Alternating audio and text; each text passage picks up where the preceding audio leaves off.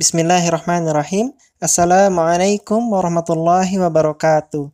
Innal hamdalillah nahmaduhu wa nasta'inuhu wa nastaghfiruh wa na'udzu billahi min shururi anfusina wa min sayyiati a'malina. May yahdihillahu fala mudilla lahu wa may yudlilhu fala hadiyalah. Asyhadu an la ilaha illallah wa asyhadu anna Muhammadar Rasulullah.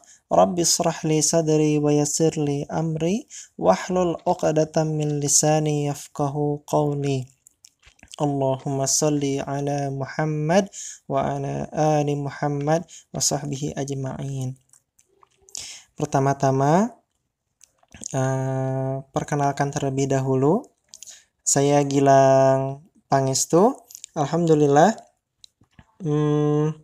sebagai pemateri insyaallah malam ini dari tema kita, yaitu belajar memahami perbedaan mata suami dan mata istri. Kalau latar belakang saya dulu kuliah di ITB, jurusan Perencanaan Wilayah dan Kota, yang alhamdulillah saat kuliah saya bisa menikah dengan istri saya yang bernama Monica Laura Puspitasari. Pernikahan kami berlangsung saat kami masih kuliah. Usia saya saat itu 20 tahun dan istri saya 19 tahun. Kami alhamdulillah dipertemukan saat kami masih menjadi santri mahasiswa di Darut Tauhid. Alhamdulillah. Materi malam ini yaitu mengenai perbedaan mata suami dan belajar memahami perbedaan mata suami dan mata istri. Sebelumnya, izinkan saya untuk membacakan Quran surat Al-Furqan ayat 74. Materi ini sangat terkait dengan ayat Quran yang berikut ini, karena dari sinilah kita bisa memahami bahwa mata itu adalah salah satu sumber kebahagiaan dalam rumah tangga. Dari Quran surat Al-Baqarah 74 ini, Allah sedang menceritakan ciri-ciri dari ibadur rahman, dari hamba Allah yang maha pengasih. Dan di saat Allah menceritakan terkait ciri-ciri ibadur rahman, Allah menjelaskan salah satu cirinya adalah a'udzubillahi minasyaitonirrajim. Bismillahirrahmanirrahim. Walladzina yaquluna rabbana hab lana min azwajina wa dhurriyyatina qurrata a'yun waj'alna lil muttaqina imama. Dan orang-orang yang berkata, ya Tuhan kami, anugerahkanlah kepada kami pasangan-pasangan kami dan keturunan kami qurrata a'yun, yang sebagai penyejuk mata. Waj'alna lil muttaqina imama, dan jadikanlah kami bagi orang-orang yang bertakwa itu imam. Hal ini menjadi sebuah tanda dari Allah Subhanahu wa taala, bagaimana Allah Subhanahu wa taala menjelaskan kepada kita bahwa salah satu kenikmatan dari keluarga apabila keluarga tersebut masing-masingnya, baik dari suami, dari istri maupun dari anak, masing-masingnya telah menjadi qurrata a'yun, sebagai penyejuk mata bagi seisi keluarga. Nah, di sini Allah menegaskan bahwa salah satu panca indera yang menjadi penangkap kebahagiaan dari keluarga tersebut adalah a'yunnya atau matanya. Masya Allah. Dan di sambungan ayatnya, waja'alna lil muttaqina imama, dan jadikanlah kami bagi orang-orang yang bertakwa itu imam. Jadi Allah juga meminta kita berdoa bahwa lil muttaqina imama, bagi orang-orang yang bertakwa itu imam, pemimpinnya. Di sini juga ada yang menarik bahwa saat berdoa Allah tuh mementingkan lil muttaqin, bagi orang-orang yang bertakwa itu didahulukan, baru imamnya belakangan. Bahwa isyarat dari Allah keluarga itu menjadi ideal, menjadi bahagia kalau unsur-unsurnya sudah bertakwa terlebih dahulu, maka nanti jadi imamnya menjadi lebih mudah. Bukan waja'alna imama lil muttaqin. Jadikanlah kami imam bagi yang bertakwa, tapi jadikanlah bagi orang-orang yang bertakwa itu imamnya. Masya Allah. Nah, tentu saat kita berusaha menjadi qurrata a'yun dan juga mencari pasangan yang qurrata a'yun, maka kita harus memahami apa saja kriteria dari qurrata a'yun tersebut. Nah, di sini kita harus memahami bahwa ada perbedaan dari laki-laki dan perempuan. Sebelum kita lanjut materi ke part 2-nya, insya Allah, jadi rekaman kajiannya dibagi-bagi agar memudahkan peserta juga. Saya doakan kepada seluruh peserta di sini, semoga Allah karuniakan kepada kita semua agar mendapatkan keluarga yang kitanya menjadi qurrata a'yun dan juga seisi keluarganya saling menjadi qurrata a'yun. Saya jeda dulu. Insya Allah kita lanjutkan di part 2. Bismillahirrahmanirrahim. Kita lanjutkan ke part 2, yaitu tentang tadi ya sudah dijelaskan bahwa salah satu sumber kebahagiaan dalam rumah tangga adalah qurrata a'yun, penyejuk mata. Nah, dalam hal menyejukkan mata, tentu laki-laki dan perempuan itu berbeda apa yang diinginkannya sesuai dengan ayat Quran, walaitsa dzakaru kal unsa, dan tidaklah laki-laki itu sama dengan perempuan. Karena berbeda, maka pasti seleranya juga atau harapannya juga berbeda. Mari kita mulai dengan istri terlebih dahulu. Apa itu istri yang qurrata a'yun? Rasulullah Shallallahu Alaihi Wasallam bersabda dalam hadis riwayat Muslim, ad-dunya mata'un wa khairu mata'id dunya al-mar'atus salihah. Sesungguhnya dunia ini adalah perhiasan, dan sebaik-baik perhiasan di dunia ini adalah wanita yang salihah, al-mar'atus salihah. Hadis riwayat Muslim. Hal ini menjadi isyarat dari Rasulullah Shallallahu Alaihi Wasallam bahwa perempuan itu menjadi qurrata a'yun apabila dia berhasil menjadi perhiasan di rumah tangga bagi suaminya. Dan memang bahwa banyak hadis-hadis lain Rasulullah SAW tuh menjelaskan bahwa misalkan di hadis riwayat Abu Daud ini yang artinya maukah aku beritakan kepadamu tentang sebaik-baik pembendaharaan seorang lelaki, yaitu istri solihah yang bila dipandang akan menyenangkannya, bila diperintah akan menaatinya, dan bila ia pergi maka istri itu akan menjaga dirinya. Jadi memang banyak sekali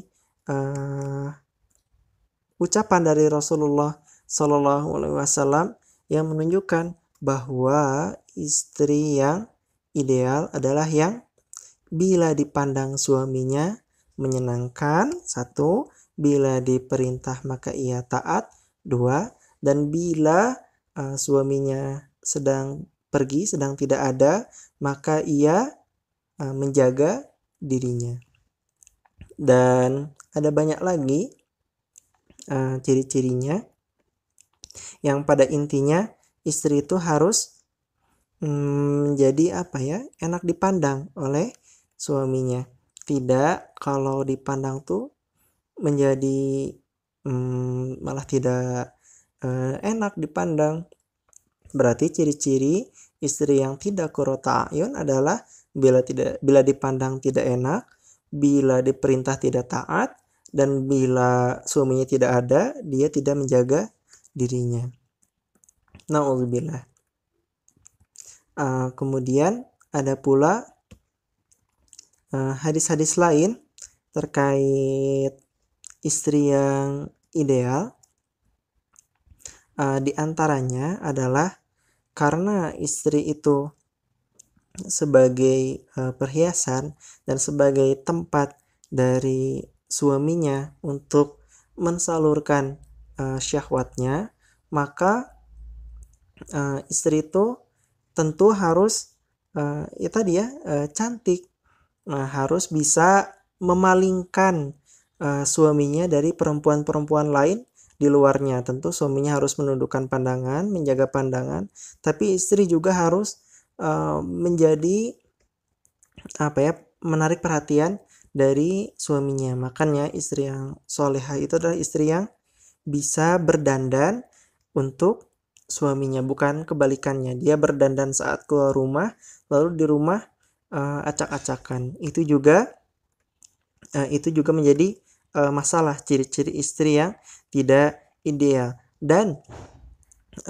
laki-laki itu memang memiliki nafsu yang lebih besar. Allah karuniakan syahwat yang lebih besar bagi laki-laki, meledak-ledak sampai-sampai Rasulullah SAW meminta bila suami itu memanggil untuk keperluan ranjang untuk berjima, maka istri tersebut harus mendatangi suaminya walaupun sedang di dapur, sedang memasak. Dan kisahnya juga ada bahwa Rasulullah SAW saat di luar rumah melihat seorang perempuan yang bukan istrinya, maka Rasulullah pun naik syahwatnya, ia pulang ke rumah istrinya, yang kalau saya ingat itu istrinya namanya Zainab, mudah-mudahan saya benar. Dan akhirnya dipenuhilah. Jadi memang laki-laki itu bisa syahwatnya itu satu tinggi, dua bisa munculnya mendadak dan harus segera disalurkan. Oleh sebab itu istri yang ideal adalah istri yang bisa taat pada suaminya. Di antaranya adalah ketika suaminya membutuhkan istrinya untuk diranjang, untuk berjima, karena memang tidak bisa diwakilkan oleh siapapun, hanya istrinya saja yang bisa memenuhi syahwat suaminya dengan halal. Insya Allah part yang berikutnya kita akan membahas bagaimana suami yang ideal bisa menjadi qurrata a'yun bagi istrinya. Salam. Bismillahirrahmanirrahim. Assalamualaikum warahmatullahi wabarakatuh. Insya Allah kita lanjut dari part 3, yaitu bagaimana seharusnya suami menjadi qurrata a'yun bagi istrinya. Insya Allah kita akan membahas dimulai dari hadis Rasulullah Sallallahu Alaihi Wasallam terlebih dahulu. Rasulullah Sallallahu Alaihi Wasallam bersabda, khairukum li ahli wa ana khairukum li ahli. Rasulullah SAW bersabda, sebaik-baik kalian adalah yang paling baik terhadap keluarganya, dan aku adalah yang paling baik terhadap keluargaku. Di sini Rasulullah menegaskan bahwa indikator sebaik-baik manusia ternyata diantaranya dapat diukur dari bagaimana ia bergaul dengan keluarganya. Dan untuk suami, maka kita bisa melihat baik dari sirah nabawiyah maupun dari berbagai macam hadis terkait bagaimana Rasulullah SAW itu bergaul. Kalau secara umum hadis diantaranya kisah Ammar bin As bertanya kepada Rasulullah Shallallahu Alaihi Wasallam terkait dia merasa sebagai sahabat Nabi yang paling spesial. Amr bin As bertanya kepada Rasulullah, "Ya Rasulullah, siapa yang paling engkau cintai?" Rasulullah menjawab, "Aisyah." Amr bin As berkata, intinya laki-laki. Siapa kalau laki-laki? Rasulullah SAW menjawab, Abu Bakar, ayahnya Aisyah. Kemudian Amr bin As bertanya lagi. Mudah-mudahan dia berharap Amr bin As tuh yang kedua dari yang paling spesial. Saat ditanya, Rasulullah SAW menjawab, Umar bin Khattab. Lalu Amr bin As tidak putus asa, masih bertanya lagi. Kemudian siapa lagi? Rasulullah SAW bersabda, Utsman bin Affan. Di sini Amr bin As kaget karena dikira Amr bin As itu adalah sahabat yang paling spesial di mata Rasulullah. Ternyata tidak, sahabat-sahabat yang spesial tuh bukan Amr bin As. Di sini ada sedikit gambaran bahwa Rasulullah SAW tuh akhlaknya luar biasa, di mana sahabat yang tidak paling spesial saja sampai menduga bahwa dirinya adalah orang yang paling spesial bagi Rasulullah Shallallahu Alaihi Wasallam. Ternyata memang akhlak Rasulullah Shallallahu Alaihi Wasallam tuh membuat seolah-olah setiap orang di sekitarnya tuh merasa dia yang paling spesial. Ini secara umum.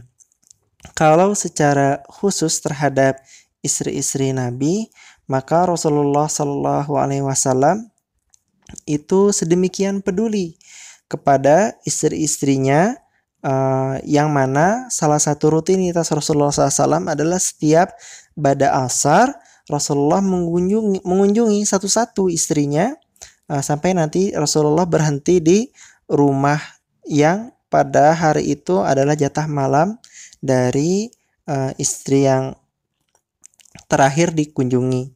Dan di saat itu dimanfaatkan situasi untuk Rasulullah SAW menanyakan kabar, untuk mendengarkan bermacam keluhan, sehingga seluruh istri-istri Rasulullah tuh merasa sangat dicintai, sangat cukup mendapatkan perhatian dari Rasulullah Shallallahu Alaihi Wasallam. Kalau misalkan saat itu waktunya tidak cukup karena mungkin ada keperluan yang lain, maka seluruh istri-istri Rasulullah itu digabungkan dalam satu rumah, dan di sana mereka mendapatkan perhatian dari Rasulullah Shallallahu Alaihi Wasallam, sehingga keluarga Rasulullah merasa sangat dicintai, tidak kurang perhatian. Akhlak Rasulullah memang sangat istimewa, menjadi PR bagi kita semua untuk mengikutinya. Di antaranya kalau berbicara, ada orang berbicara dengan Rasulullah, maka Rasulullah menghadapkan matanya, seluruh tubuhnya kepada orang tersebut. Jadi memang tidak setengah-setengah untuk didengarkan. Kalau misalkan ada anak kecil yang berbicara dengan Rasulullah, Rasulullah jongkok menyamakan tingginya dengan anak tersebut, sehingga anak tersebut tidak melihat ke atas tapi melihat setara dengan tinggi badannya. Dan banyak lagi sebagainya. Jadi memang PR bagi para laki-laki, para suami, untuk sebaik-baik akhlak bagi keluarganya. Apalagi Rasulullah SAW sendiri yang memerintahkan kepada para suami untuk berhati-hati terhadap istrinya. Misalkan di antara hadis yang populer tuh terkait gelas-gelas kaca. Dalam hadis riwayat Bukhari dan Muslim, Rasulullah SAW bersabda, irfaq bil qawarir, lembutlah kalian kepada gelas-gelas kaca. Maksudnya adalah istri-istri kita. Jadi memang harus lemah lembut sampai Rasulullah SAW menunjukkan bahwa perempuan itu adalah al-qawarir, adalah gelas-gelas kaca yang mudah retak, yang kalau sudah retak itu sulit untuk menghilangkan bekasnya, akan awet lukanya, sehingga butuh perhatian khusus untuk memperbaikinya. Bahkan Rasulullah SAW tuh selalu mengingatkan kepada laki-laki bahwa untuk berbuat baik. Misalkan di hadis riwayat Bukhari dan Muslim berikut ini, yang artinya adalah berbuat baiklah kepada para wanita, karena wanita diciptakan dari tulang rusuk. Yang namanya tulang rusuk, bagian atasnya itu bengkok. Jika engkau mencoba untuk meluruskannya, engkau akan mematahkannya. Dan jika engkau membiarkannya, tetap saja tulang tersebut bengkok. Maka berbuat baiklah terhadap para wanita. Di sini Rasulullah SAW terus memberikan ancang-ancang peringatan kepada para suami untuk berbuat baik kepada istrinya. Masya Allah, berarti salah satu cara agar suami menjadi qurrata a'yun bagi istrinya adalah satu, tadi ya, dengan banyak berbuat baik, akhlaknya yang baik. PR besar buat para laki-laki, buat para suami, yang kemudian juga salah satu kebutuhan primer dari perempuan, karena dia adalah seorang calon ibu atau sudah menjadi ibu, maka memang dari fitrahnya ibu itu tugasnya mendidik bahasa, mendidik kata-kata, agar anaknya bisa pandai berbicara, agar anaknya cepat banyak belajar sejak kecil. Maka ibu-ibu tuh memang diberi fitrah lebih banyak bicara atau bawel.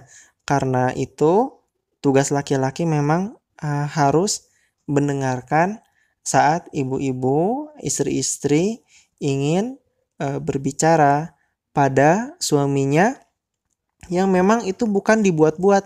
Banyak istri tuh kalau bertemu suaminya inginnya bercerita banyak tentang hari-hari yang ia jalani. Padahal sebagian ceritanya bisa jadi tidak penting, tapi bagi perempuan itu penting untuk diceritakan. Dan suami yang baik harus berusaha untuk mendengarkan, harus berusaha untuk menyimaknya. Karena bagi perempuan, kalau misalkan suaminya tidak memperhatikan dia, kurang memperhatikan dia, bisa jadi perempuan lari ke tetangga. Itu jadi masalah.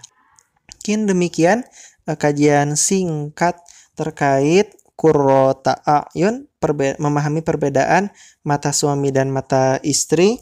Semoga materi malam ini bermanfaat, menjadi pelajaran bagi kita semua, PR bagi kita semua, agar bisa dijalankan. Yang benar dari Allah SWT, yang salah dari saya pribadi. Kita tutup dengan doa kifaratul majelis. Subhanakallahumma bihamdika asyhadu an la ilaha illa anta astaghfiruka wa atubu ilaik. Semoga tiap-tiap peserta di sini bisa mendapatkan jodoh yang sebaik-baiknya. Agar mendapatkan jodoh yang sebaik-baiknya, layaknya kita memantaskan diri.